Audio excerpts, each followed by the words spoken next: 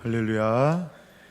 말씀을 함께 보겠습니다. 로마서 11장 13절 14절.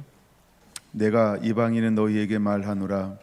내가 이방인의 사도인 만큼 내 직분을 영광스럽게 여기노니 이는 혹 내 고륙을 아무쪼록 시기하게 하여 그들 중에서 얼마를 구원하려 함이라.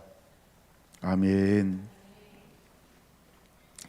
하나님의 미소 다섯 번째입니다. 하나님은 일찍이 열방을 향한 계획들을 계속해서 펼치셨고, 열방을 향한 계획을 펼치기 전에 하나님은 이스라엘을 향한 계획을 먼저 시작하십니다.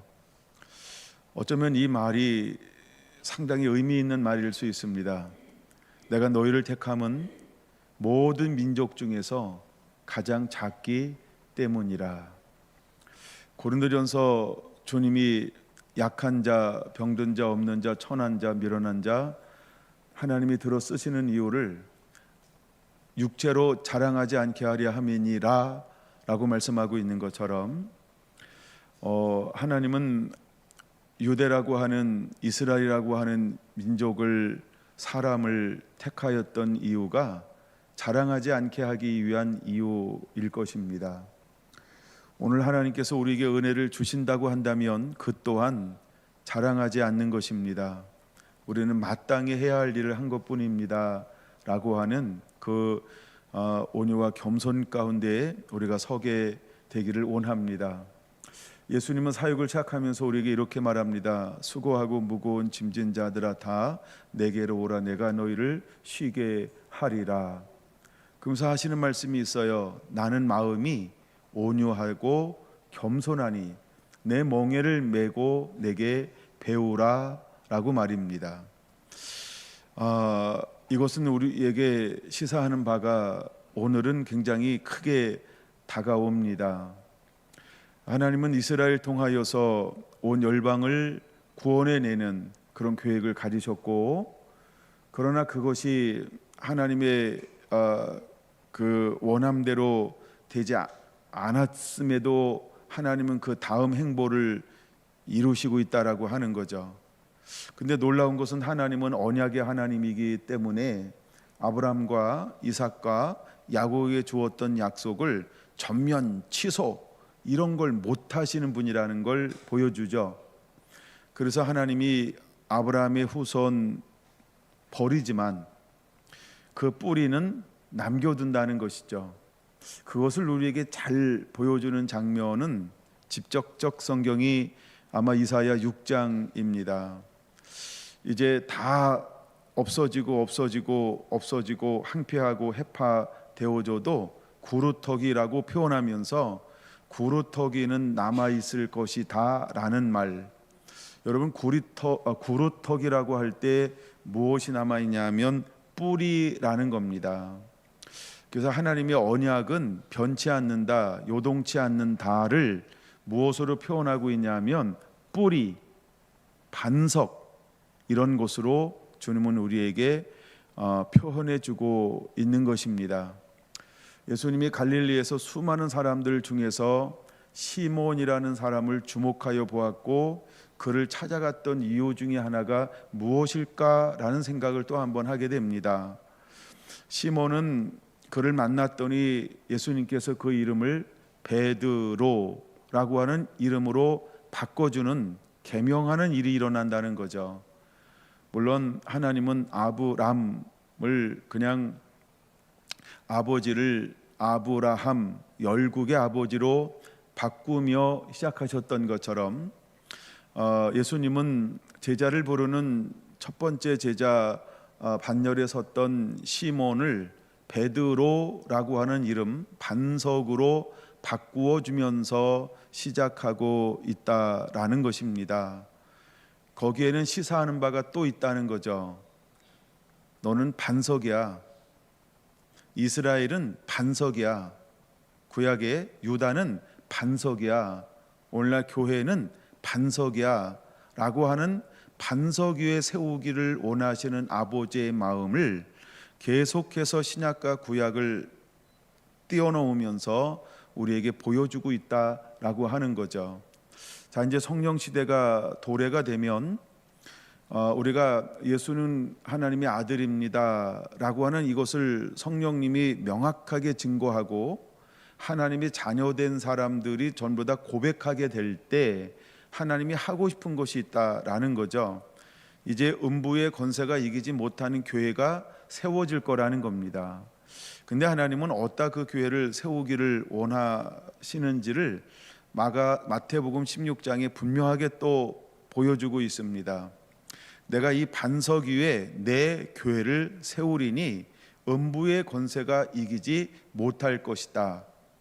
그러면서 음부의 권세가 이기지 못할 것만 말씀하신 것이 아니고 하나님이 그에게 놀라운 선포를 하나 하고 있다는 겁니다.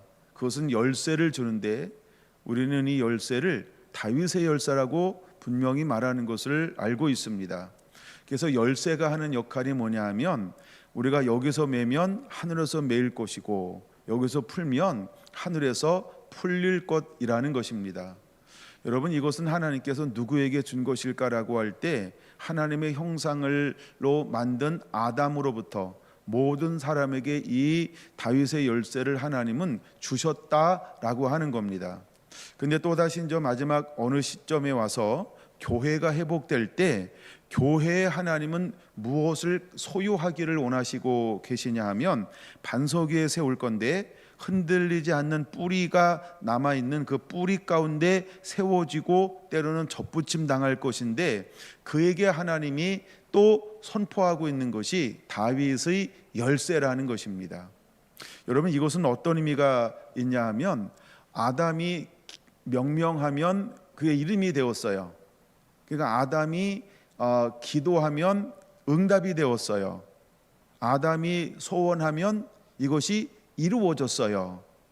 자, 성경에 나오는 형통의 사람들의 특징이 무엇이냐 하면 그들이 하나님 앞에 나가 꿈꾸는 것, 소원하는 것, 구하는 것, 이 모든 것들이 하나님은 때를 따라 응답하여 주셨다라고 하는 것입니다.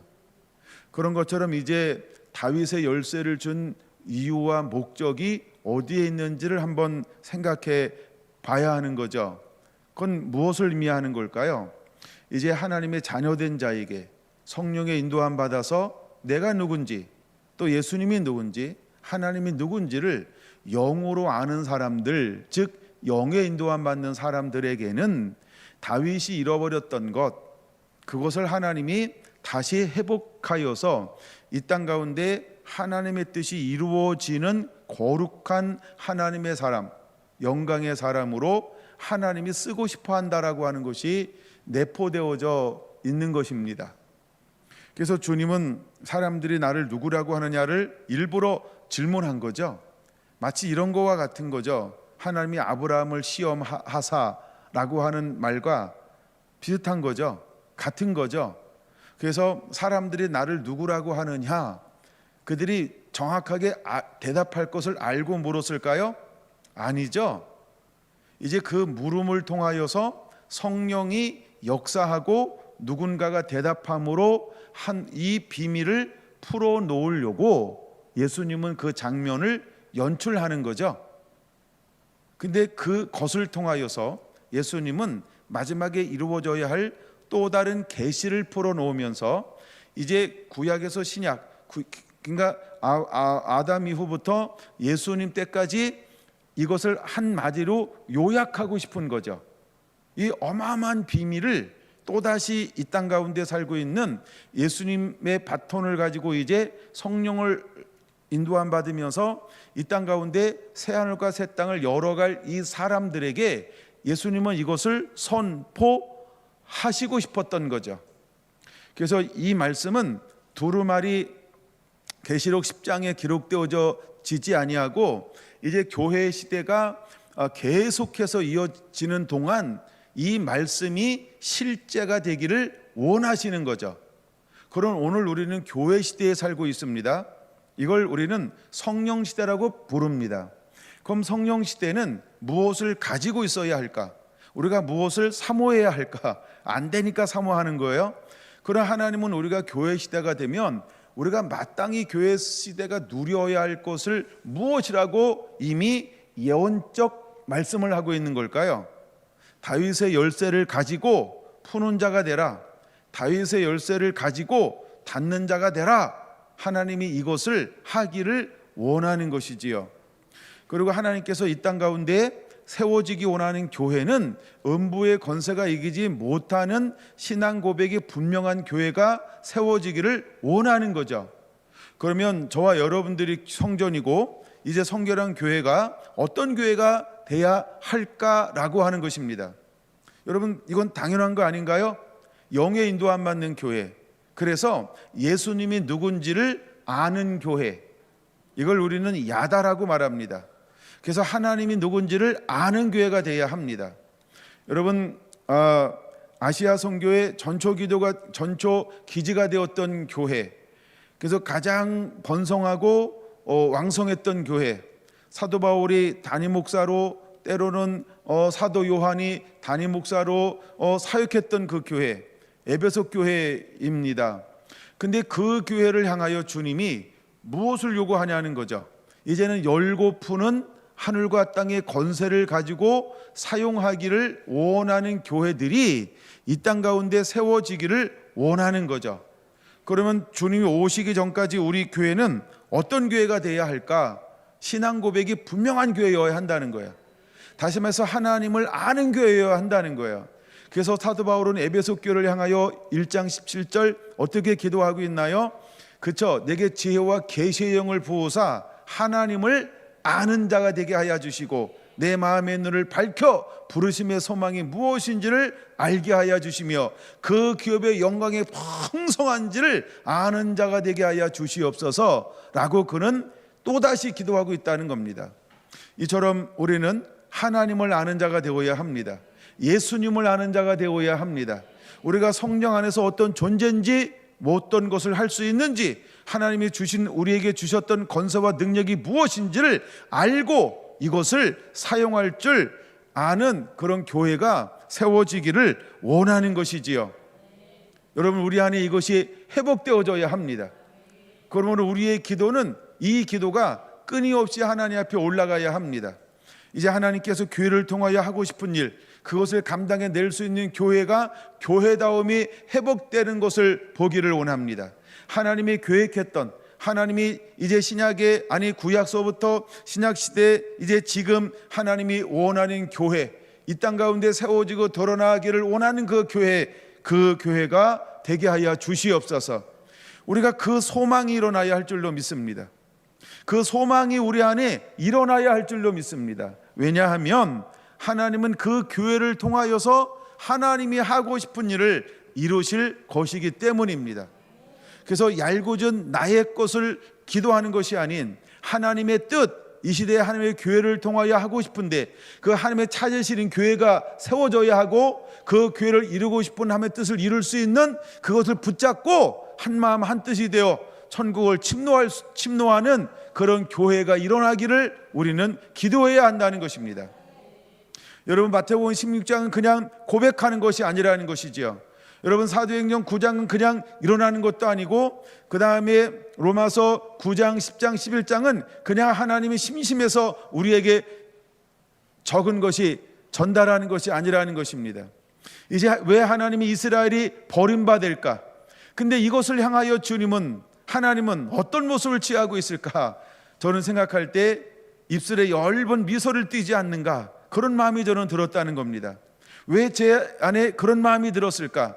이스라엘이 넘어지고 실패함으로 그들이 낭망하고 절망하고 그들은 예수님을 인정하지 아니하고 끊임없이 불순종하고 세상을 향하여 우상 숭배하며 하나님을 떠나 멀리 떠나는 이것을 통하여 이제 하나님은 때가 되니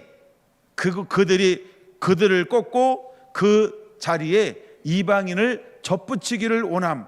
그래서 모든 이스라엘을 통하여서 하나님이 이방인을 구원해주고 싶었는데 그래도록 1000년, 2000년, 3000년, 4000년 동안 그들은 계속해서 하나님을 거부했다는 것입니다.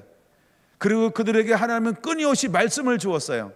이거 이제 나중에 하여간 시간 되면 다룰 건데요, 그건 주일날쯤 될 수 있을 것 같아요.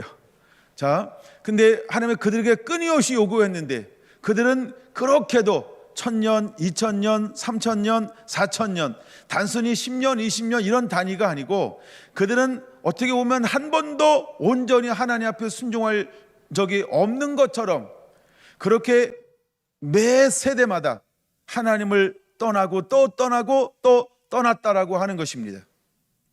그래서 하나님은 이제 이스라엘을 통하여 하나님이 온 열방을 거룩한 나라로 또한 추수하여서 온 땅에 하나님을 송축하며 예배하며 찬양하는 이 땅을 하나님은 만들고 싶었습니다. 근데 한번 아담이 넘어진 이후에 사단의 그 엄청난 계계를 유기된 사람들이 감당하지 못하는 것을 보셨고, 그래서 그곳에서 하나님의 말씀으로 부여잡고 사는 한 사람 한 사람들에게 하나님은 하늘의 영광과 권능을 옷 입혀 주어서 하나님의 뜻을 이 땅 가운데 펼치기를 원하였으나 사람들이 하나님의 영광을 볼 때에는 하나님을 섬기는 것처럼 보였지만 그들의 온통 중심은 무엇을 먹을까, 무엇을 마실까, 무엇을 입을까, 육에 이끌려서 육신의 정욕과 안목의 정욕과 이생의 자랑에 끌려가는 것을 하나님은 4000년이나 보고 계셨다라고 하는 것입니다. 하나님은 특별한 방법으로 이스라엘을 사랑해 주었고, 하나님은 특별한 방법으로 하나님의 존재를 나타내 주었고, 하나님은 특별한 방법으로 리더십을 가진 지도자들을 세웠고, 세상의 그 어떤 것도 감당해 낼 수 없는 하늘의 권능과 능력으로 수없이 수많은 세대의 수많은 사람들을 걸쳐 때로는 도시적, 때로는 민족적, 때로는 뭐 이렇게 더 큰 단위로 수없이 하나님의 능력을 보여주었지만 사람들의 한계는 마치 하루살이 뇌인 것처럼 내일 일은 남 몰라요가 아니고 어제 일은 남 몰라요, 왜 이렇게 빨리 잊어버리는지. 그래서 모든 세대는 금방금방 하나님을 잊어버리게 되는 것을 하나님은 보았습니다. 그러나 하나님은 이런 인간들을 포기할 수가 없었어요. 왜냐하면 하나님은 이 한 사람 한 사람들이 마귀에서 떠나고 악한 귀신에서 떠나고 미혹의 영에서 떠나고 유혹하는 영에서 떠나고 영광을 해방하고 방해하는 모든 악한 영에서 떠나 하나님 한 분을 진실로 인격적으로 자원함으로 사랑의 내기를 그렇게도 기대하고 바라시고 원하셨다라고 하는 것입니다. 하나님은 그 계획으로 우리가 사랑받을 수 없는 그때의 아들 예수님을 보내어 주셔서 그는 죽기까지 하나님께 온전히 순종하는 것을 우리의 샘플로 삶으로 보여주셨고, 그를 통하여 우리를 구원하심에도 불구하고 여러분, 사람들은 조금만 지나가면 한국 사람이나 온 열방 사람이나 똑같다라고 하는 것입니다. 금방 잊어버립니다. 여러분, 우리는 우리끼리 사니까 이렇게 표현합니다. 우리는 냄비 신앙이다, 우리는 냄비 믿음이다. 아닙니다. 여러분, 모든 사람들이 다 냄비입니다. 금방 뜨거워졌다가 금방 식어져 버립니다. 아니요, 뜨거움이 있는 가운데서도 그들은 정신을 못 차리고 원망하고 불평하고 교만하고 자만하고 하나님을 노엽게 만드는 일에 얼마나 프로 선수처럼 잘하는지 모릅니다. 이것이 여러분, 사탄이 이 세상을 다스리고 있기 때문입니다. 세상의 영인 사탄이 수많은 사람들을 끊임없이 미혹하기 때문입니다. 여러분, 그들은 수단 방법을 가리지 않습니다. 그는 인격적이지 않습니다. 그는 도덕적이지도 않습니다. 그는 인류를 사랑하지도 않습니다. 그는 자기가 원하는 것을 이루기 위해서 수단과 방법을 가리지 아니하고 모든 질서를 파괴합니다. 그리고 그는 얼마나 지혜로운지, 그는 얼마나 능글능글 맞은 지혜를 가졌는지 사람들이 혹하게 꼭 맞는 것을 반드시 찾아내고 새롭게 발견하여서 사람들에게 접근하고 있다라고 하는 것입니다. 근데 사람들은 분별력을 잃어버렸습니다. 사람들은 분별력을 잃어버렸습니다. 조금만 영광 가운데 조금만 편안하면 안주하기 시작합니다. 그리고 깨어있지 않습니다. 기도하지 않습니다. 심령이 가난함을 추구하지 않습니다. 그들은 누리려고 합니다. 만족하려고 합니다. 안전하다, 안전하다, 평안하다, 편안하다, 거기에 만족하는 습성을 사탄이 파고 들어올 때마다 여지없이 넘어지고 또 넘어졌다라고 하는 것입니다. 여러분, 이것이 인류 역사입니다. 어떤 역사도 이것을 빗나간 적이 없습니다. 근데 하나님의 약속은 변치 않는다는 것입니다. 그래서 하나님께서는 한 민족을 택하셔서 그 민족 가운데 영원한 약속을 뿌리 박아 놓으셨습니다. 마치 신비에 새겨 놓으셨습니다. 사람들이 변해도 하나님의 약속은 변치 않는 영원한 하나님의 선포하신 말씀으로 그 민족 가운데 하나님이 심어 놓으셨다는 것입니다. 그리고 4,000년이 흘렀습니다. 그리고 6,000년이 흘러간 지금 어떤가요? 여러분, 지금도 여전히 이스라엘은 하나님을 임금과 고지로 모셔드리지 않고 예수님을 목말라하지 않습니다. 예수님을 우선순위에 놓지 않았습니다. 그들은 할 수 있으면 이 땅 가운데서 예수의 흔적을 지우려고 합니다. 어찌 이런 일이 벌어지고 있을까? 이미 하나님께서는 2000년 전에 또 다른 계획을 실행하기 시작했습니다. 그것이 바로 로마서 11장에 나오는 구체적인 말씀인 것입니다. 이미 하나님이 2000년 전에 이스라엘을 버리고 이제 그 잘라버리고 열매 맺지 못하는 그 가지를 요한복음 15장에 말씀하는 것처럼 잘라버리고 이제 열매 맺는 가지를 새롭게 깨끗하게 함을 통하여 그 가지를 통하여 택하여 열매 맺게 하기로 하나님이 계획하셨습니다. 이것이 바로 이방인의 선교라고 하는 것입니다. 드디어 하나님의 계획에 의해서 이방인의 복음의 문이 열렸습니다. 영광의 문이 열렸습니다. 하나님은 이스라엘을 통하여 열방이 복을 받고 풍성하기를 원하셨으나 이스라엘이 포기하고 거절함을 통하여 그들의 우둔함을 통하여 이제 아예 이스라엘은 잘라버려 우둔한 상태에 냅두고 하나님은 이방인을 통하여 접붙임이라는 방법을 가지고 이스라엘이 마땅히 누려야 할, 아니 하나님이 이 땅 가운데서 주고 싶은 하늘과 땅의 모든 신령한 복을 누릴 수 있도록 이방인에게 복음이 전파되어질 수 있는 문을 열기로 하나님이 움직이고 계셨던 것입니다. 제자들은 분명히 알고 있었습니다. 너 위로부터 성령이 임하시면 땅끝까지 이르러 내 증인이 되라고 말입니다. 그들이 제자들이었다는 것입니다. 그들은 예수님을 보았습니다. 그들은 모든 능력을 맛봤습니다. 그리고 그는 하나님의 나라를 압니다. 부활하신 예수님께서는 그들에게 가서 말씀을 풀어 주었습니다. 그리고 위로부터 능력이 임하였습니다. 드디어 예수님 같이, 아니요, 예수님보다 더 큰 사역들을 감당해 내고 있었습니다. 앵걸 그들은 능력을 감당해 내고 있었지만 여전히 그들은 스스로 친 가치관의 울타리 안에 갇혀져 있었습니다. 여러분, 예수님 사역은 늘 그 시대의 사두개인과 바리새인과 종교 지도자들과 충돌을 일으켰습니다. 왜 그랬을까요? 그들은 그들이 가지고 있는 프레임 안에서 예수님이 사역한 것이 아닌 하나님의 방법으로, 하나님의 정신으로, 성령이 원하는 대로, 하나님이 원하는 대로 그 울타리를 뚫고 넘어갔기 때문이었습니다. 근데 사도들은 그 울타리를 넘으려고 하지 않습니다. 이걸 우리는 작은 용어인데 큰 용어죠. 보신주의입니다. 마치 우리가 공무원들을 생각할 때 그런 표현을, 일정한 표현을 하나 쓰는 것이 있는 것처럼, 어쩌면 교회가 보수적이라고 하면서 가장 변화에 둔감한 것처럼 여러분들은 하늘의 방법을 선호하지 않습니다. 우리는 성령의 인도함의 방법을 선호하지 않습니다.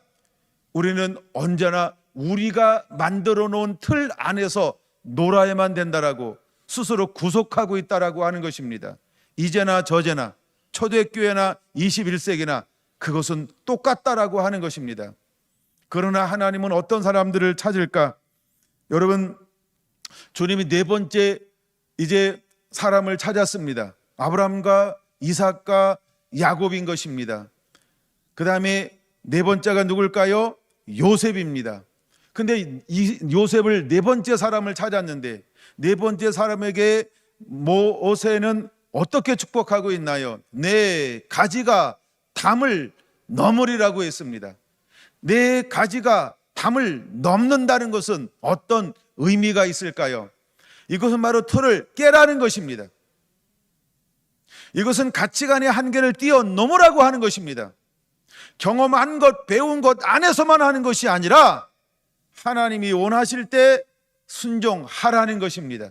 우리의 방법이 아닌, 우리가 배운 것이 아닌, 우리가 익숙한 것이 아닌 하나님이 원하시는 그대로 동쪽으로 튀든 서쪽으로 튀든 남쪽으로 튀든 북쪽으로 튀든 럭비공처럼 땅에 튕겨 그냥 튀는 대로 튀라는 것입니다.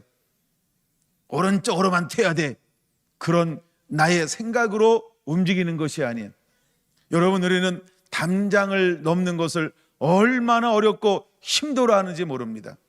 그래서 끊임없이 2000년 동안, 아니 4000년 동안 담장을 넘지 못하였습니다. 그리고 드디어 4000년이 지난 그 어느 날 하나님은 12 제자에게, 아니 120문도에게 먼저 12제에게 말씀을 풀어주었습니다. 이것이 바로 나에 관한 것이다. 너는 이것을 가지고 담장을 넘는 자가 되어야 한다. 이제 위로부터 성령을 부어줄 것이다. 너는 땅끝까지 이르러 복음을 증거하는 자가 되어야 한다. 이 말은 담장을 넘으라는 것입니다. 유대 안에만 머무르는 것이 아니고, 사마리아에만 머무르는 것이 아니고, 여기 예루살렘만 머무르는 것이 아니고, 땅끝까지 담장을 넘어야 한다라고 말씀하고 있는 것입니다.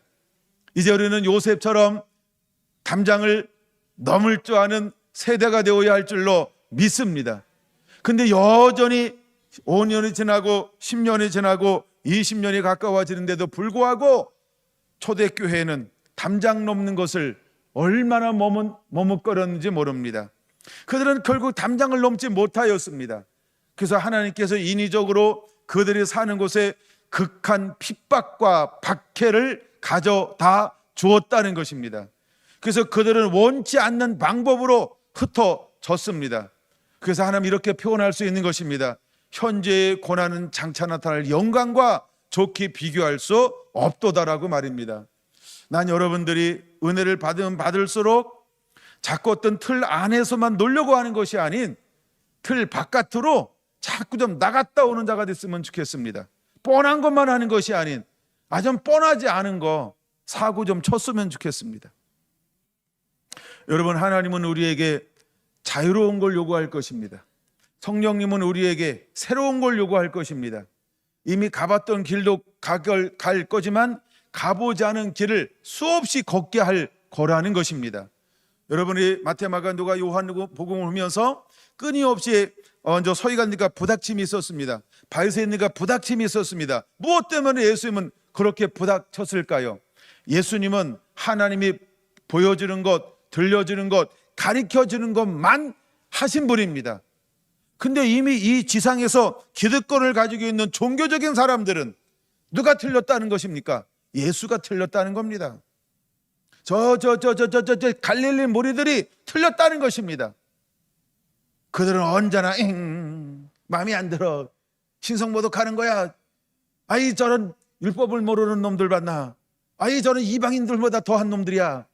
언제나 그들은 예수님과 그 무리를 향하여서 마음에 들지 않아 있습니다. 오늘날은 어떨까요?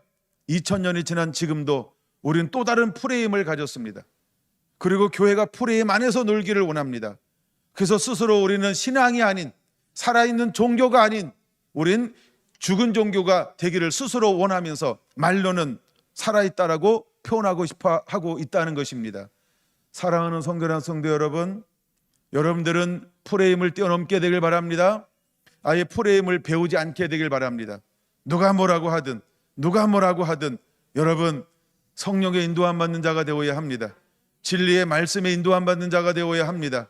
이제 성령님이 우리에게 말씀을 통한 감동을 주었을 때 기꺼이 안 가본 길을 가보는 자가 되어야 할 줄로 믿습니다. 안 해본 것을 할 수 있는 자가 되어야 할 줄로 믿습니다. 여러분, 수 없는 길을 만들고 길을 낸 사람들은 가본 길을 걸어가는 사람이 길을 만들었다고 그렇게 표현할 수 없습니다. 아무도 안 간 곳을 갈 때 길이 만들어지는 것입니다. 그러므로 길을 만드는 자가 되기를 예수님의 이름으로 축원합니다. 여러분, 지금은 그런 사람들이 일어나야 할 때인 것입니다. 여러분, 성경의 모든 믿음의 사람으로 기록된 11장의 인물들은 사람들이 간 길만 걸어간 것이 아닌 가지 않은 새로운 길을 걸어냈던 사람들이 기록되어져 있습니다. 여러분 어떤가요? 이제 다시 오실 주님 앞에 우리는 어떤 길을 걸어가는 자가 되어야 할까? 남들이 가지 않았고 남들이 행해보지 않았고 남들이 꿈꾸지 않았던 것, 하나님의 감동을 주었을 때 내 안에 분명한 사랑이 넘쳐 흘러서 이것을 행하지 않고는 견딜 수 없는 사랑의 마음이 말씀으로부터 내 안에 우러나온다고 한다면 여러분 괜찮습니다. 저한테 살짝 이야기하고 다녀오시기 바랍니다. 이게 혼자 가면 내가 보호를 해줘야 되겠죠, 성도니까. 근데 저한테 살짝 얘기하면 보호를 하겠습니다. 여러분, 우리는 이제 이 시대에 성령님이 인도하는 진리의 길을 수복하는 자가 되어야 합니다. 이제 하나님께서 이 땅 가운데, 이 시대 가운데 이루기를 원하시는 이루어지지 않은 말씀을, 그 길을 열어놓는 새로운 세대로 일어나야 할 줄로 믿습니다. 이 길을 열어간 사람이 누구일까? 사도행전 10장에 나오는 고넬료요, 베드로였다는 것입니다. 여러분, 베드로는 분명히 말합니다. 내가 말이야 이방인과 상종하는 것이 불법인 줄 알아. 그래가 내가 이걸 먹으라 그럴 때, 나 안 먹을 거예요. 안 먹을 거예요. 내가 3번이나 부인했거든. 근데 그분이 내가 정결케 했으니까 먹으라고 하시는 거야. 그래서 그러고 나서 이 환상이 끝나는데 마침 사람이 와서 나를 부른다고, 백부장이 부른다고. 그래서 근데 또 그때 하나님의 음성이 들려왔지. 그들을 내가 보냈다. 너는 묻지 말고 따라가라. 내가 그 음성 듣고 따라갔었지. 그랬더니 거기 딱 갔더니 와우, 놀라운 것을 보았어. 하나님은 사람을 위모로 취하지 않는 거야. 온 열방 가운데서 하나님의 의를 행하고 하나님이 경건한 자를 하나님 부르시는구나. 내가 이것을 알게 되었지. 그래서 내가 그들을 향하여 하나님이 내 마음에 주시는 감동을 따라 복음을 전하기 시작했어. 그 복음이 사도행전 10장에 기록되어져 있습니다. 여러분, 그 복음이 뭔지 아세요? 그 복음이 뭔지 아세요? 너무너무 간단합니다. 제가 이 부분을 참 저는 말씀을 준비하면서 여러 번 읽었어요. 여러분, 이 복음은 간단합니다. 첫째, 보세요. 38절입니다. 먼저 하나님의 나사렛 예수에게 성령과 능력으로 기름 부어주셨지. 그러니까 예수님이 공생애를 시작하는 거예요. 이게 복음이잖아요, 그렇죠? 예수님께서 오셨다. 그 다음에 그가 다니면서 많은 사람들을 고치셨어. 그리고 그분은 그렇게 사역하시고 39절 죽으셨어. 그리고 그 다음 4번째 40절 다시 살아나셨지.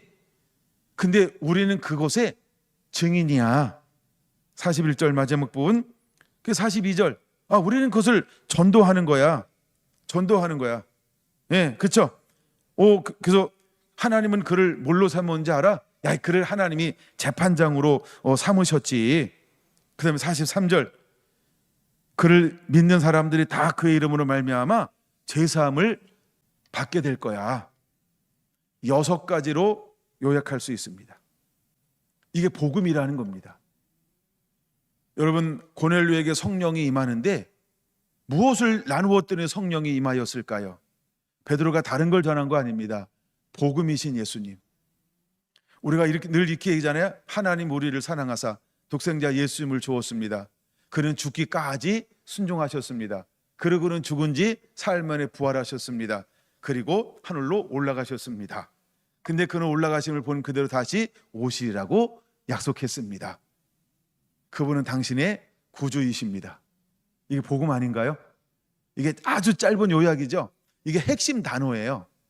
근데 지금 베드로가 전하는 이 복음에 이 핵심 단어가 다 들어가 있다는 거예요. 물론 거기에 재판장이라는 말이 하나 더 들어가 있는 것처럼 보이죠?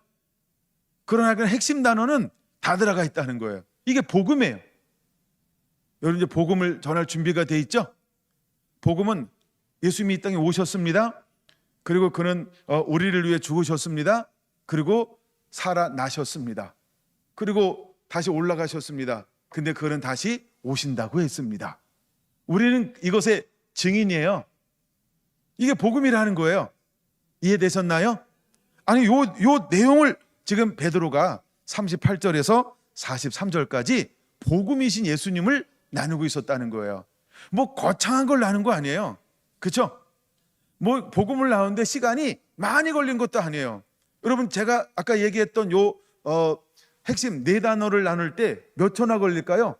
어쩌면 1분도 안 걸릴 거예요. 한번 해볼까요? 시간 재보실래요? 하나님은 우리를 사랑하셔서 예수님을 보내어 주었습니다. 그는 십자가에 죽으셨습니다. 그리고 3일 만에 부활하셨죠. 그리고 그는 하늘로 올라가셨어요. 그리고 그분은 다시 오실 것입니다. 나는 그것의 증인이에요. 몇 초 걸렸어요? 시간 안 쟀어요?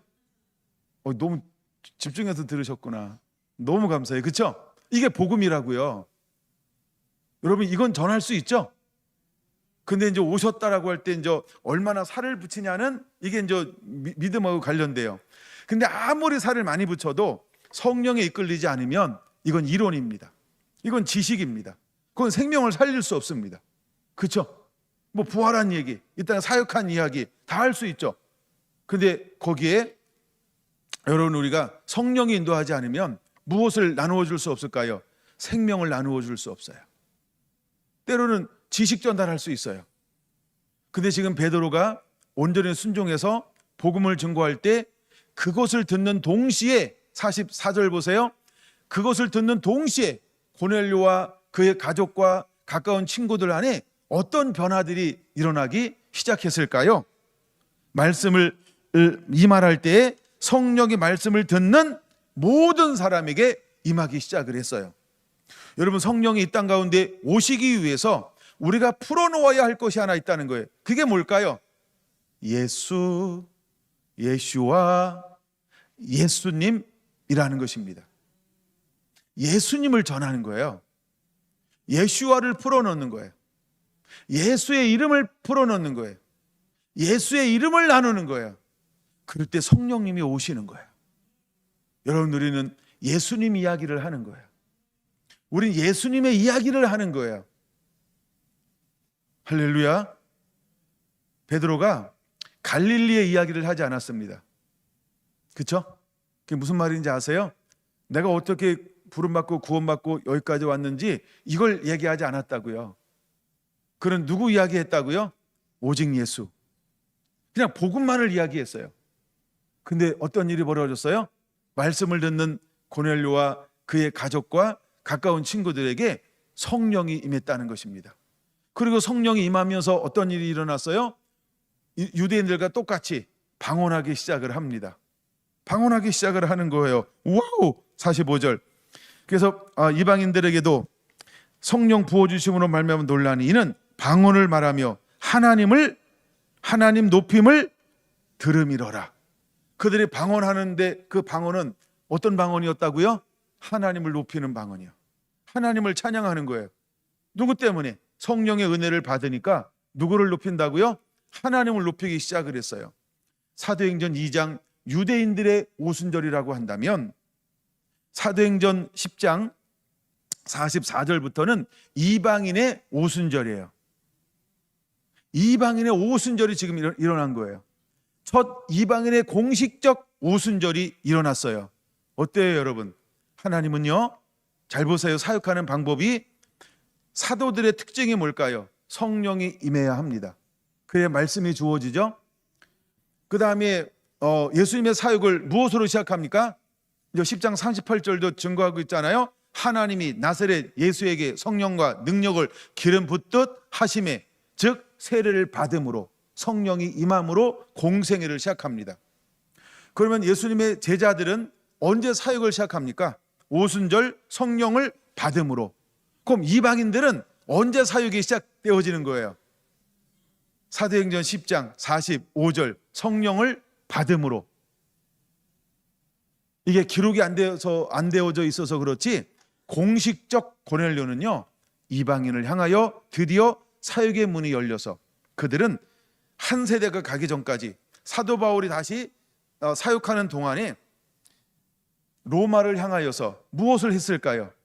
그들은 가가호호, 모든 단체, 모든 모임, 수많은 관계를 통하여서 내가 만난 예수님, 이 복음을 증거하는 땅끝까지 이르러 내 증인되라는 이 삶을 고넬료와 그의 가족과 그의 친구들은 살았을 거라는 것입니다. 그럼 여러분 잘 생각해 보세요. 열두 사도에게는 사도행전 1장 8절에 해당된다. 고넬료에게는 사도행전 1장 8절은 해당되지 않는다. 여러분은 어떤 걸 알고 있어요? 여러분 어떻게 믿고 싶어요? 여러분 어떻게 여러분들은 주장하고 싶어요? 1장 8절은 유대인들만을 향한 거다. 아니야. 에이, 성경은 뭐 유대인들만을 향한 거야. 우리 누구지? 그래서 고넬료도 1장 8절이 해당되는 거야. 아니면 제 세 번째 난 이것 저것도 아니니까 난 기권.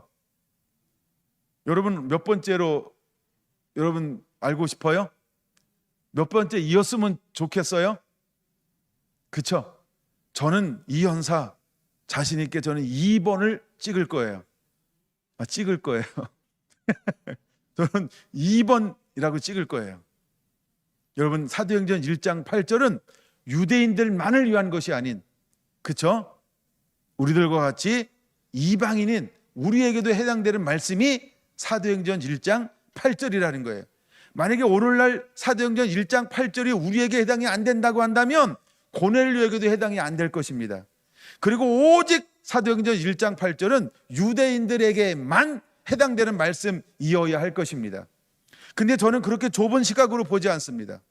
여러분 사도행전 1장 8절은 그 당시 모였던 유대인들 제자들에게만 해당되는 말씀이 아니고 오늘날 이방인으로 살아가는 저와 여러분에게 해당되는 말씀인 것처럼 사도행전 10장에 나온 우리보다 2000년 먼저 살았던 인생의 대선배 로마의 귀족, 그쵸? 그 당시 유다 땅 가운데 와 있는 백부장에게도 저는 해당된다고 보고 봅니다. 그러면 고넬료는 어떤 삶을 살았을까요? 고넬료에게 예루살렘은 어디일까요? 고넬료에게 예루살렘은 어딜까요? 로마 중심이라는 거예요. 귀족들, 왕족들, 그렇죠? 고관들, 전 세계를 지배하는 지배계층. 그의 가족들에게 예루살렘은 어딜까요? 그렇죠? 그 지도 계급에 연결된 수많은 사람들, 가까운 친구들은 그들에게 예루살렘은 어딜까요? 로마 귀족 안. 그렇죠? 그러면 그들은 거기서만 했을까요? 그 당시 로마 시민권은요 전 세계 어디든지 프리 패스예요. 로마 사람들은 함부로 재판도 안 해요. 함부로 오게 가둘 수도 없어요. 그래서 로마 시민권을 가졌다라고 하는 것은 그 당시에는 어마어마한 그냥 힘이에요, 힘. 근데 지금 그들에게 오순절이 임했어요. 어떨까요, 여러분? 그 파워가 어땠을까요? 그들이 성령을 받았어요. 그리고 12 제자처럼 다니면서 복음을 증거하기 시작할 때 어떤 역사가 일어났을까요? 성경에는 그것이 잘 기록되어져 있지 않아요. 그러나 여러분 상상을 한번 해보시라는 거예요. 정말 그들이 여기서만 성령 받고 쉿 이랬을까요? 여러분 성령 받아보면 쉿 이게 가능할까요? 안 가능할까요? 머리로 받은 사람은 가능하다고 말할 겁니다. 그러나 진짜 경험한 사람은 가능하지 않다는 걸 금방 압니다. 그래서 여러분들은 제가 그렇게 얘기할 때 다 저를 비웃었어요. 목사님 무슨 말씀하는 거예요? 못 참지 뭐 이러고 있는 것 같아요. 진짜 성령이 임하면 못 참습니다. 그렇죠? 그러면 고넬료와 그의 가족은 성령을 받고 어떤 삶을 살았다라고 하는 걸 우리가 짐작해야 할까요? 그렇죠? 그들에게 예루살렘에 해당되는 예루살렘에 가서 그들은 그들을 변화시켰을 겁니다. 그들이 생각하는 유대는 어딜까요? 그들의 유대는 어딜까요? 그렇죠? 온 로마 전역이죠. 로마 전역은 어떤 의미가 있을까요? 로마의 통치권이 이르는 곳, 이곳이 로마인 것입니다. 그것이 유대라는 거예요. 이해가 되십니까? 그 다음에 사마리아가 어딜까요? 통치 넘어서 이제 깝죽깝죽거리는 수많은 그쵸 변방의 세력들 이런 데를 말합니다.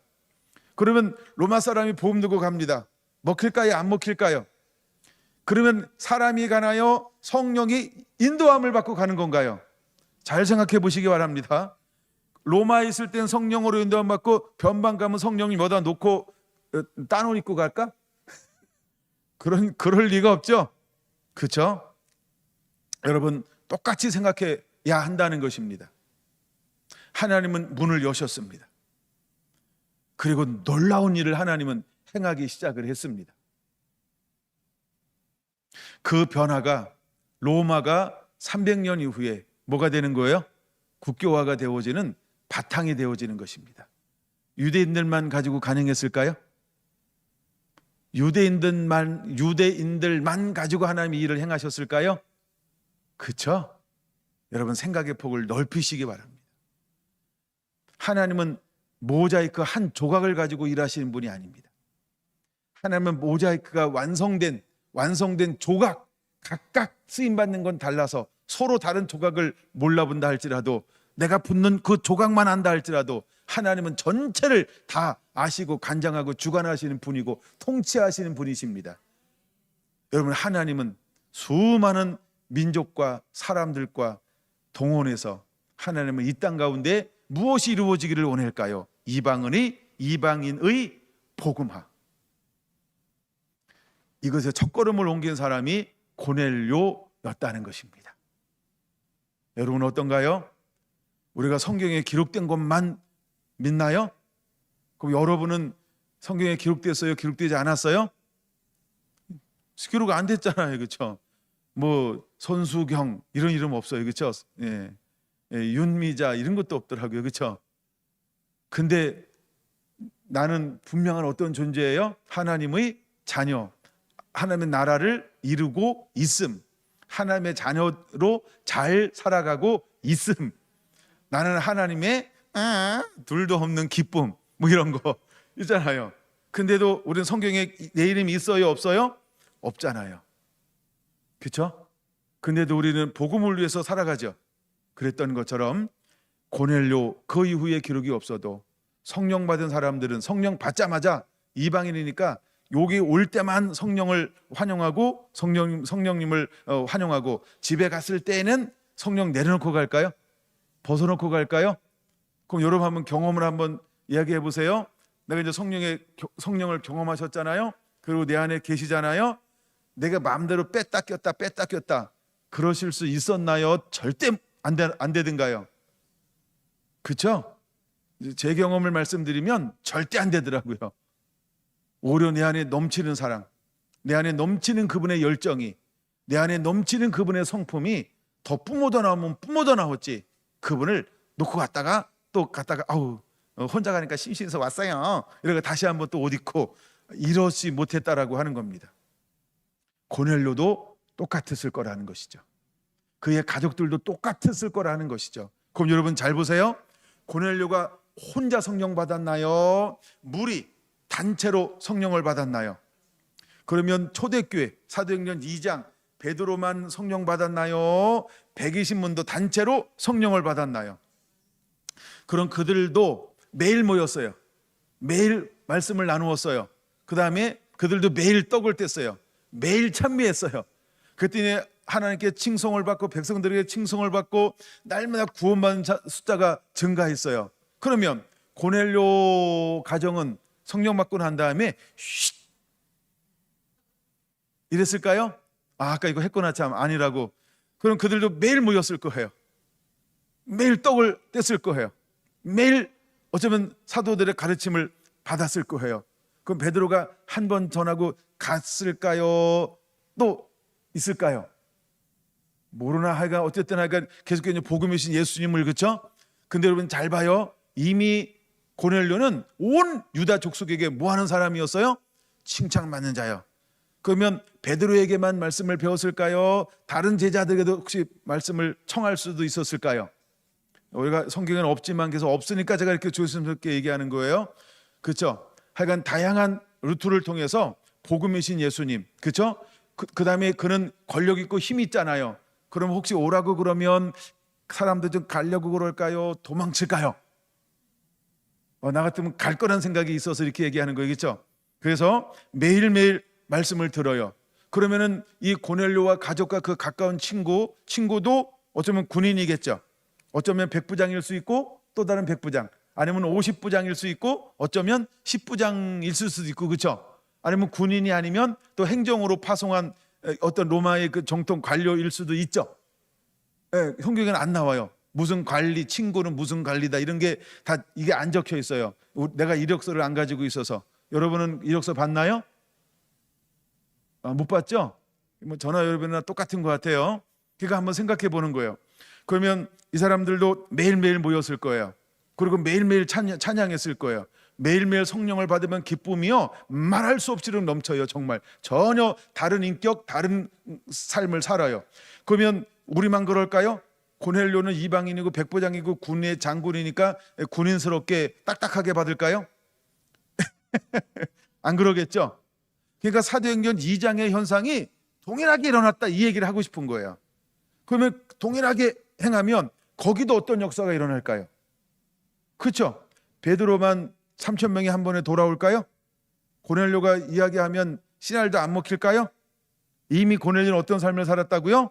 온 족속에게, 이스라엘 온 족속에게 칭찬받는 자였어요. 그러면 그 다음에 이제 로마 군인 중에서도 그쵸, 저기 출신이 다르다고 그랬죠. 그러면은 웬만한 사람들이 이 고넬료를 건드릴까요, 못 건드릴까요? 그렇죠. 예, 그래가지고 고넬료가 한번 이렇게 서신을 보내서 한번 모여라 그러면 잘 모일까요, 안 모일까요? 잘 모이겠죠. 군대 안 갔다 왔는데도 잘 하시네요. 네. 예, 하여간 이 군대라고 하는 건 명령의 체계, 막 그렇죠. 그러니까 이 영향력이 어마어마했을 거라는 것이죠. 어떨까요? 급속도로 수많은 로마의 사람들이 변화받았을 거예요. 그럼 로마 사람들이 변화받는다, 이 말은 뭐예요? 그 외에 다른 종족과 그 외에 다른 사람들은 더 쉽게, 야, 저들도 저렇게 복음으로 변화되고 예수로 변화되는데, 야, 우리도 믿어야 되는 거 아니야? 라고 수많은 사람들이 알아서 나왔을까요, 도망갔을까요? 제가 봤을 때는 알아서 나온 사람들도 상당히 많을 거예요.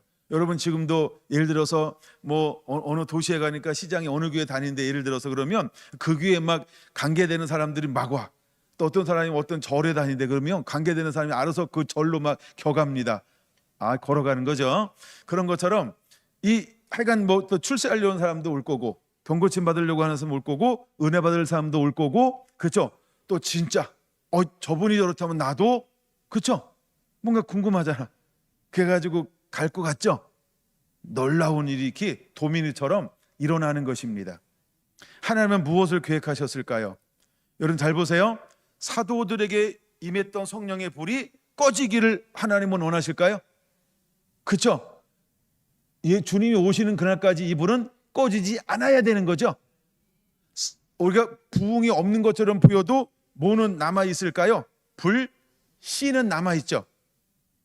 이 씨는 좋은 씨예요. 씨거려도 돼요. 불씨는 남아있겠죠.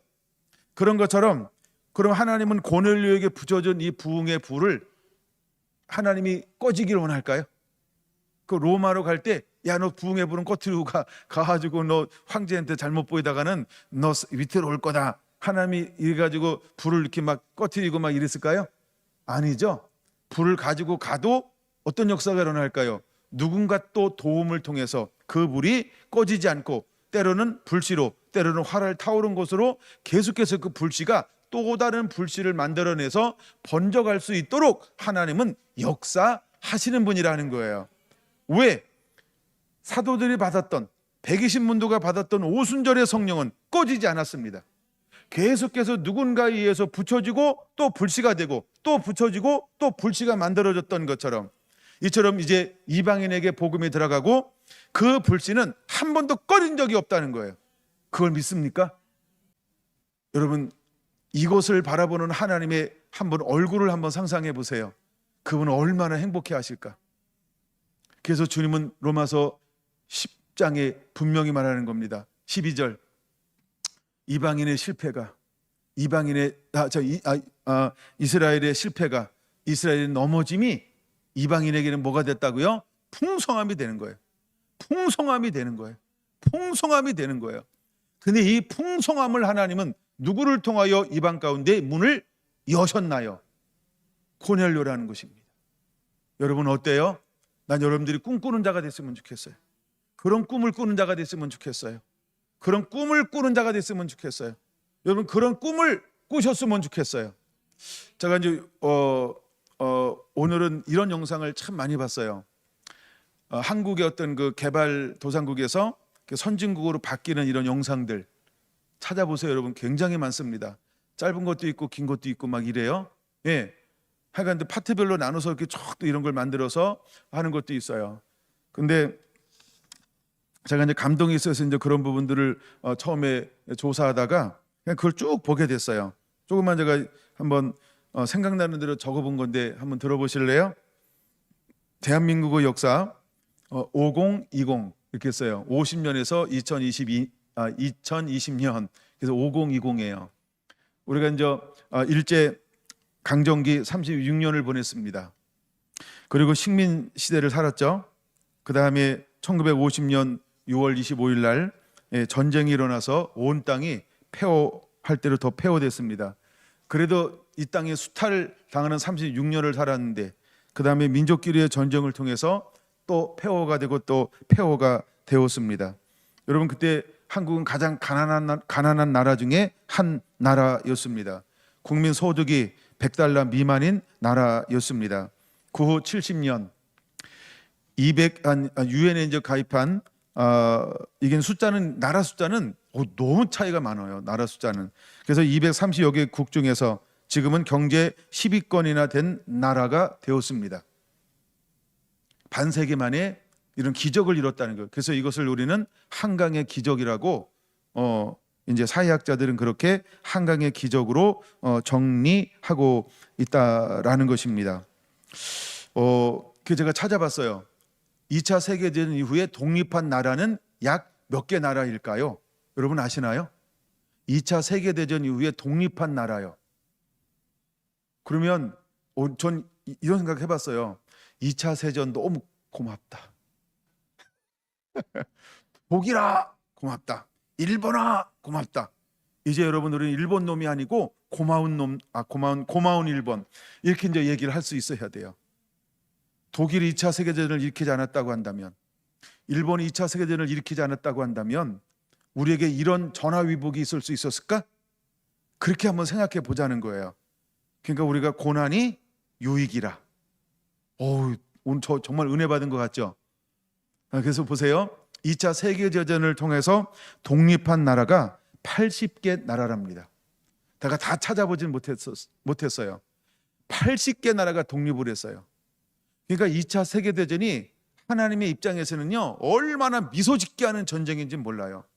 물론 우리가 사람이 죽은 거 말하면요 전 세계가 이제 황폐화되고 막 이렇게 무너진 것을 생각하면요 그것만 생각하면 이건 비극이죠. 근데 잘 보세요. 근데 이것을 통해서 독립한 나라가 몇 나라라고요? 80개 나라가 독립을 했어요. 그러니까 그 1900년대 초까지도 1990년 중반까지도 웬만한 나라는 강대국에 뭐였어요? 다 지배를 받고 있었다는 거예요. 이게 한국만 그런 게 아니고 여러분 동남아 웬만하면 다 지배받고 있었죠. 저 유럽이래, 아프리카, 그다음에 남미 웬만하면 다 지배를 받고 있었죠. 그렇죠? 전부 지배를 받고 있었다고요. 근데 2차 세계대전이 끝남으로 말미암아 독립을 이룬 나라가 80개 나라나 된다는 거예요. 나도 처음 알았어요. 자료 찾다가. 그래서 갑자기 2차 세계대전 그 했던 나라들이 감사한 거야. 그 중에 하나가 일본 놈 맨날 이랬는데 이제 일본 고마워요 막 이래야 돼요. 너무너무 고마운 거예요. 그 진주만 깜짝거리고 친 게 너무 고마운 거예요. 그렇죠? 우리에게는 우리 뭐 유럽 역사보다 우리 역사가 이제 더 많이 하니까. 자, 그런데 한국 사람들이 이렇게 50년 만에 선진국을 이룰 수 있었던, 이건 학자들마다 약간 다른데 일단 제가 그냥 본 것만 몇 개 얘기하면 이런 거예요. 한국에는 유별난 것이 있었대요. 일단 부지런하대요. 그리고 근면하대요. 그리고 뛰어난 지도자를 만났대요. 그 다음에 개인들이 희생할 줄 안대요. 개인들이 희생할 줄 안대요. 한국 민족은. 예. 그래서 개인들의 피눈물, 그 다음에 민족 정신이 굉장히 뛰어나대요. 이게 애국이거든요. 하여간 그런 게 굉장히 뛰어나대요. 그래서 뭉치면 살고 흩어지면 죽는다, 뭐 이런 것처럼요.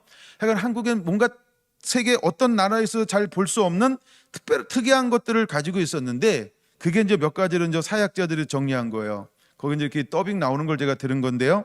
부지런하다, 근면하다, 뛰어난 지도자가 있었다. 개인들이 피눈물을 흘리면서 희생할 줄 알고 헌신할 줄 안다. 예, 자기를 헌신한, 그다음에 민족 정신 뛰어나다. 그러니까 이제 이런 것들을 막 들어요. 근데 다른 민족은 그렇지 않다는 거죠. 여러분, 우리가 동남아를 봐도, 우리가 지금도 동남아를 뭐라고 말해요? 걔들은 우리보다 이런 면에서 굉장히 게으르죠. 왜 그럴까? 더워. 또 기후가 뭐 그럴 수 있고, 환경이 그럴 수도 있고, 또 지도자를 잘못 만났어요. 지도자들을. 그다음에 정신이 달라요. 정신. 예, 정신이 달라요. 여러분, 그 독립한 나라 중에서도 이제 이렇게 경제적으로 부강한 나라들은 뭐가 다를까요? 뭔가 다른 게 있다는 거예요. 다른 거. 근데 그것 중에 하나가 뭐냐면 지도자를 잘 만났다. 근데 우리 내부적으로는 그 지도자들을 향하여 지금 어떻게 평가하고 있나요? 이승만 대통령이나 박정희 대통령을 어떻게 평가하고 있어요? 그렇죠? 예, 이 사람들 다 좀 어디 좀 다른 나라로 갔으면 좋겠어요. 예, 폄하하는 사람들이요. 폄하하는 사람들이요. 그들이 폄하하는 것을 계속해서 한다면 그들의 것은 뭐가 남을까요? 다 폄하가 될 것입니다. 여러분, 우리가 다 공과 사가 있어요. 그렇죠? 다 공과 사가 있다고요. 선이 있고 악이 있고 다 그런 거예요. 근데 우리는 너무 한쪽을 극단적으로 보는 이런 것들이 있어요. 그건 어쨌든 우리가 가지고 있는 약점이에요. 그래도 우리는 강점들을 가지고 있어요. 하여간 이제 그런 것들이 있고요. 단군 이래 가장 번창한 나라가 되었다. 단군이라는 말을 써서 쓸까 말까 하다가, 근데 우리끼리는 다 알잖아요. 그렇죠? 예, 그러니까 우리나라가 시작된 그 이후에 가장 번창한 나라가 됐다는 거예요. 이 지금처럼 우리가 부강한 나라가 이룬 적이 없다는 거예요.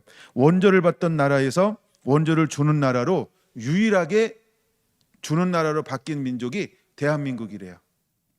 예, 원조, 그러니까 남을 도와준다는 건 그게 쉬운 게 아니라는 거죠. 근데 우리는 원조를 받다가 지금은 나누어 주는 그런 나라가 되었다라고 하는 거예요. 식민지 식민지 때 경제가 1인당 식민지를 경험한 나라 중 1인 소득 3만 달러가 된 나라가 한국이 유일한 나라래요. 예, 유일한 나라라고 말합니다. 그다음에 식민지 후 독립한 80개 나라 중 경제 성장과 민주주의를 동시에 이룬 유일한 나라라고 하는 거예요. 예, 경제 성장과 민주주의를 이룬 유일한 나라라고 평가하고 있다라는 것입니다. 보통 이 정도의 성장을 가져오려면은 300년이나 걸린다는 거예요.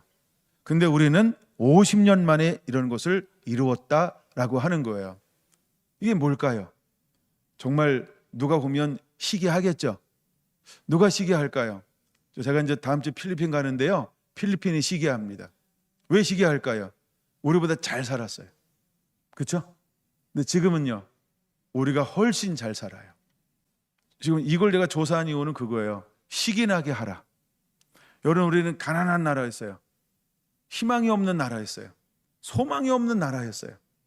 정말 우리도 어릴 때 보릿고개를 우리도 경험했잖아요. 근데 우리가 살고 있는 거 지금요. 근데 우리도 보릿고개를 경험했단 말이에요. 여러분, 우리도 꽁보리밥만 먹었잖아요. 쌀 많이 들어가면 뒤지게 혼났어요, 선생님한테. 예, 우린 다 도시락 꼼사 받던 시대 아닙니까? 쌀밥 싸우잖아요. 뒤지게 혼났다니까요. 예, 도시락 2개 싸우잖아. 그래서 보리밥, 쌀밥. 그래서 우리 놀이 중에 그런 거 있잖아요. 보리밥, 쌀밥, 이런 어릴 때 이런 놀이 있었잖아요. 그렇죠? 그렇죠? 그리고 쌀밥 이러잖아요. 그렇죠? 예, 보리밥은 막 잡아도 돼. 근데 쌀밥은 그게 그다음에 소고기요. 명절 때 한 번 먹는데 저는 어릴 때 소가 얼마나 빨리 헤엄치고 지나가는지 몰라요. 소 고기를 먹는 게 아니라 그 기름 있던 둥둥둥해서 무만 썰어 넣어 가지고 막 이렇게 했던 파하고 막 대파하고 이런 걸 먹었지, 고기를 먹었다, 이거 어릴 때 꿈이었어요, 꿈. 그래서 저는 큰 집에 놀러 가는 걸 굉장히 좋아했어요. 큰 집은 잘 살았어요. 근데 우리 아버지는 큰 아버지보다는 못 살았어요. 하여간 막 이게 제 어릴 때 꿈이었다고 저기 하민한테 얘기하면 하민이가 이해할까요? 못하죠. 그렇죠? 지금 한 달에 고기를 얼마나 많이 먹는데요. 모르겠어요, 진짜 먹는지는. 그러나 하여간 우리는 이게 실제였어요. 우리는 이게 1년이고 뭐 2년이고 그런 거 없어요, 그렇죠? 그래서 동네 단체 하면요 무조건 놀러 가야 돼요. 놀러 가는 게 지혜로운 아들이에요. 근데 어떤 아들은요 미련 곰탱이가 있어요. 엄마가 그렇게 오라는데도 안 가. 안 와. 왜 놀러 오라는 거예요? 이때 한번 우리 새끼 먹어봐야지. 그게 모든 엄마들의 소원이었어요. 또 그때는 그러려니 해, 그렇죠? 근데 또 눈치 봐가면서 적당히 앉아서 막 개걸스럽게 먹고 빨리 또 가야 돼요. 그렇죠? 그러니까 이게 제 어릴 때 우리 동네의 삶이었어요. 여러분 어떤가요? 지금은? 그렇죠? 그거에 비하면 지금 정말 꿈엔들 이질이야. 제가 노래 하나 할까요? 그림 같은 집을 짓고 사랑하는 뭐죠? 우리 님과 함께 잊어버렸다 노래도. 그렇죠? 근데 지금은 어때요? 그 꿈을 다 이루었죠? 다 그림 같은 집을 짓고 살잖아요. 그렇죠? 근데 그때는 왜 그것이 그렇게 노래가 되고 그렇게 선풍적 인기를 끌었을까요? 다 그러고 싶었던 거예요. 그게 우리 초등학교 시절이었어요. 초등학교 미만도 아니고요. 중학교 때도 그 노래가 유행이었어요. 우리도. 그렇죠? 다 우리 세대 얘기 아닌가요? 그게 중학교 때 우리가 꿈꾸던 그런 노래였단 말이에요. 그림 같은 집을 짓고 사랑하는 님과 함께 뚜루뚜루뚜루뚜루. 가사를 잊어버려가지고. 그게 하여간 이렇게 소원이었단 말이에요. 그렇죠? 근데 이미 우리는 그렇게 살고 있어요. 무엇 때문에 그럴까요? 하나님이 이 나라를 무엇 때문에 이렇게 그렇죠? 성장시켰을까요? 왜 경제를 성장시켰고 민주주의를 성장시켰고 그 다음에 또 하나 이제 우리가 복음적인 측면을 한꺼번에 몰아서 보려고 한다는 건데 왜 복음으로 한국은 가는 곳들마다 십자가가 꽂혀 있고 시뻘건 십자가가 동네마다 얼마나 떼거지로 켜 있는지 몰라요. 그렇죠? 그래서 제가 신학교 들어갈 때 그때 정말 예화 중에 많이 쓰는 게 뭐냐면 나 근데 비행기를 못 타봐가지고 비행기를 타고 서울을 자꾸 한국은 뭐만 보인다고요? 전부 시뻘겋대요 도시마다. 왜 도시가 시뻘걸까? 십자가의 불이요 그렇게 막 도시마다 다 불을 밝히고 있다는 거예요. 그것이 우리의 80년대 90년대였다는 거죠. 할렐루야. 왜 하나님이 이 나라와 이 민족, 아니 우리 민족 대한민국을 왜 이렇게 하나님께서 경제적으로 또한 민주주의로 이렇게 하나님 발전시켰을까요? 그렇죠? 시기나는 민족으로 삼으신 겁니다. 시기나게 민족으로 하나님이 이 민족을 삼으신 거예요. 여러분 우리는 시기나게 하는 자가 되어야 합니다. 시기나게 하는 자가 되어야 합니다. 그리고 이제 실제로 이걸 말씀으로 다뤄야 되는데 제가 한 10분만 더 쓸게요. 오늘 해야 마치지 또 다음에 하면 또 못한다 이거. 자 보세요. 그러면 저 성경으로 보는 거예요. 시기라고 하는 말은 파라젤로오라는 말인데 이 말은 시기하다, 질투하다, 경쟁하다 이런 뜻을 가지고 있어요. 그러니까 우리가 복을 받음을 통해서 누군가가 경쟁하게 만드는 거예요. 그다음에 질투하게 만드는 거예요. 그다음에 시기하게 만들어도 결국 뭐예요? 경쟁하게 만드는 거거든요. 여러분 잘 보세요. 우리가 세계 10위권 안에 들었다라고 하는 건 어떤 의미가 있냐면 이스라엘과 경쟁하는 민족 중에 하나다라는 거예요. 지금 이스라엘이 가장 잘하는 파트 중에 하나가 뭐예요? IT. 한국이 전 세계에서 IT에서 둘째가라면 서러울 정도로 경쟁하고 있죠. 그러니까 그들이 얼마나 우리를 경계할까요? 얼마나 우리와 경쟁할까요? 이미 우리는 뭐 하고 있는 거예요? 시기나게 하고 있는 거예요. 맞습니까? 그 다음에 그들이 버린 복음, 우리가 그걸 가지고 와서, 그렇죠? 여러분 우리는 지난번 얘기했잖아요, 그렇죠? 예, 토마스 얘기했잖아요. 영상 좀 찾아봤는지 모르겠어요. 그건 또 제가 다시 나눌 수는 없어요, 이제 시간 관계상. 근데 그 복음이 들어오고 난 다음에 그것을 기점으로 해서 한 세대가 지나가고 난 다음에 그 교회가 어떤 교회가 됐어요? 이 땅 가운데 물론 원산 부흥이 있었어요. 근데 원산 부흥도 있었는데 우리는 평양 대부흥을 첫 부흥으로 가장 크게 생각하잖아요, 그렇죠? 예, 그러면 그 첫 평양의 부흥이 일어난 그 교회가 어떤 교회일까요? 그렇죠? 바로 토마스가 가져온 그 성경으로 도배했던 교회. 할렐루야. 그 영향으로 그가 뿌렸던 복음의 씨가 자라나서 40년 후에 이 땅 가운데 뭐가 임했다? 부흥이 임한 겁니다. 1866년 그다음에 1907년 부흥이 일어난 교회가 장대현 교회라고 하는 겁니다. 한 세대가 지나고 나서. 여러분, 우리는 이스라엘을 시기나게 할 만한 요소를 가지고 있는 것입니다. 그리고 부흥이 일어나고 난 다음에 우리는 일제시대가 시작이 됐어요. 그래서 36년 강점기를 지냈습니다. 그리고 모든 것이 다 폐허가 되는 것처럼 보였어요. 어쩌면 이스라엘하고 이렇게 비슷하냐? 라고 하는 것을 가지고 있죠. 그 다음에 해방이 됐어요. 그 다음에 우리는 우리끼리 싸웠어요. 땅 따먹기. 서로 체계가 다른 것들이. 그 다음에 이것이 끝나고 난 다음에 또다시 우리는 분단이 됐어요. 종전이죠. 분단이죠. 분단. 참, 전쟁이 끝난 게 아니고 쉬었다 하자. 그래서 전쟁을 쉬었다 하자 해서 휴전, 참 종전이라 휴전. 제가 예, 굉장한 실수했네. 예, 휴전에서 휴전. 조금 아까 종전 취소. 그래서 우리는 휴전이 됐어요. 휴전. 예, 휴전을 했어요. 여러분, 이런 민족이 지금 어디 하나 또 남아 있는데, 그렇죠? 그 상태에서 하나님이 이 민족에게 무엇을 주었어요? 우리가 복음을 받아들였어요. 우리는 민주주의를 받아들였어요. 그리고 이승만 대통령이 국회를 겨눌 때 제일 먼저 한 게 뭐라고요? 기도하고 시작을 했어요. 하나님께서 이 나라를 보호하사, 우리는 그렇게 기도하고 시작한 나라가 대한민국입니다. 할렐루야. 그 이후에 이 나라를 하나님이 여기까지 성장시켜 주셨어요. 여러분, 유일하게 이스라엘을 식인하게 할 수 있는 민족으로 성장했어요. 이미 우리는 식인하게 하고 있다는 거예요. 여러분, 이스라엘 사람들도 한국을 얼마나 오고 싶어 하는지 몰라요. 지금도 이스라엘에 수많은 기도의 집이 세워지고 있어요. 이스라엘의 사역자들을 한국에 얼마나 많이 초청하고 있는지 몰라요. 그리고 한국의 선교수들도 얼마나 많이 가는지 몰라요. 그리고 우리 한국에 있는 기독교인들은 이스라엘이요 얼마나 좋아하는지 몰라. 예. 그러면 이스라엘이 모든 걸 다 좋아하나요? 몰라. 못 알아들으니까 다 좋아해. 굉장히 좋아합니다. 그렇죠? 여러분, 우리는 이미 그들을 식인하게 하고 있는 민족으로 자라났다라고 하는 것입니다.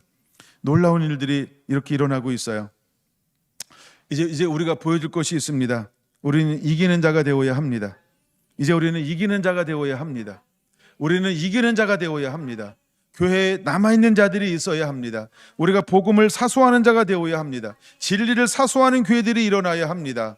그리고 예수님만 사랑하는 교회들이 일어나야 합니다. 주님은 그 교회를 통하여서 마지막 때 이스라엘을 식인하게 하고 함께 이스라엘이 회복이 되면 그 사람과 더불어서 이스라엘의 풍족함이 이방인의 풍족함이 될 것인데, 이스라엘의 풍성함이 이방인의 풍성함이 될 것인데, 이제 이스라엘이 회복될 때 이스라엘과 같은 예수와 예수님을 믿는 사람들은 하나님이 이루 말할 수 없을 정도로 풍성함의 계획을 가지고 있다는 겁니다. 그 축복을 왜 하나님이 우리가 누리게 할까요? 그건 단 하나 이유가 있다고 한다면, 마지막 때 다시 한번 추수를 위해서 그 모든 자원을 하나님이 쓰기 위함이라는 것입니다. 요셉이 네 번째 사람이라고 저는 네 번째 사람이라는 표현을 썼어요. 요셉이 애굽에 들어가서 국무총리가 되었고 난세를 이겨냈습니다. 그 난세를 이겨내는 목적이 무엇이었나요? 열방을 살리기 위함이었습니다. 근데 그 열방도 열방이었지만 그 중에 한 가장 중요한, 하나님이 누구를 품게 만들었나요? 이스라엘을 품게 만들었습니다. 그 위치, 그 경제적인 풍성함을 통하여 온 땅 가운데 기근이 왔어요. 근데 어디에도 기근이 왔나요? 유대 땅에도 기근이 왔어요. 2년이 지났습니다. 그리고 그들은 어디로 내려갔나요? 애굽으로 내려갔습니다. 바리 다 집문서까지 가지고 가서 어떻게 했을까요?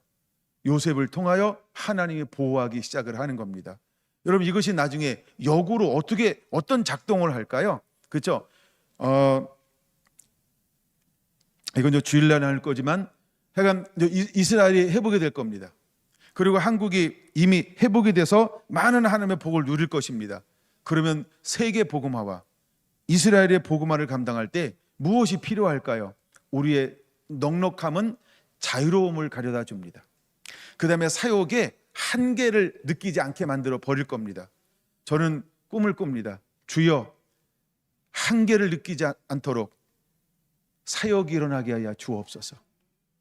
이제 그런 사역자들이 일어나야 합니다. 여러분이 그 주인공들이 되기를 예수님의 이름으로 축원합니다.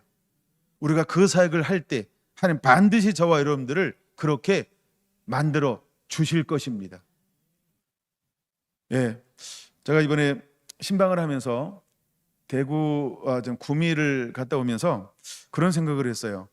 우리가 30주년 기념으로 대구도 구미도 이 비전센터를 1년 후에는 명명해서 그냥 했으면 좋겠다.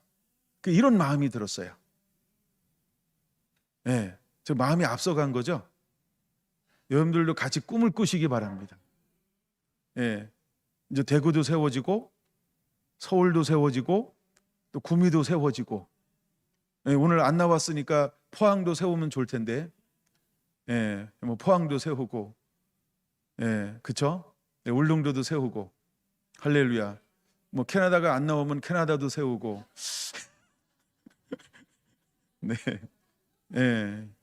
다음에 우리 모한 선생님 또 이제 부산에 늘 머무르니까 부산에도 세우고, 뭐 우리 성도들이 있는 곳에 또 하나는 새로운 사람들을 붙여주어서 정말 그쵸?